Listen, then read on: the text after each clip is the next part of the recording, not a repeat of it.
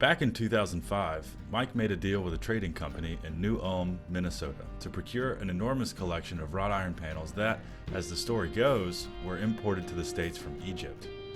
They were all transported here to our salvage warehouse in Roanoke on an impressive fleet of flatbed trucks. While we have not been able to prove the true age of these panels, there are some telling signs. Of the three types of iron, wrought, cast, and steel, wrought iron is by far the oldest. The term wrought iron comes from the past tense form of the verb to work. In a literal sense, wrought iron is worked iron. With the invention of the charcoal-fired forge, sometime between the Stone Age and the Iron Age, it was now possible to take raw iron ore and melt it down into workable chunks of metal. Before the Middle Ages, wrought iron was used primarily for weapons and tools. However, the medieval period brought with it a multitude of uses for wrought iron. It began to be used to cover doors and windows of buildings to protect against the attacks by raiders.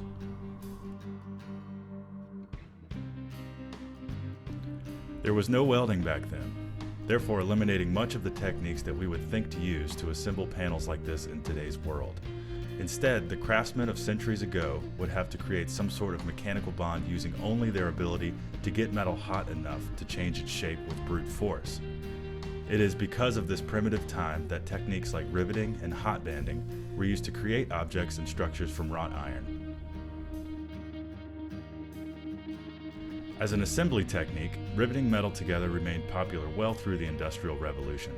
So that doesn't help date them alone, but when you couple that with the obvious handmade and imperfect nature of the panels, it gives you a real sense that they were crafted well before any sort of automated manufacturing process was established.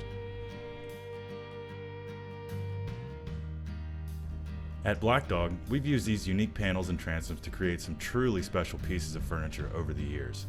While working with something this old presents its challenges, it is always worth it in the end. We invite you to come check out one of the largest collections of Old World Egyptian iron on the East Coast, located right here in Roanoke, and dream up your own uses for these pieces of history.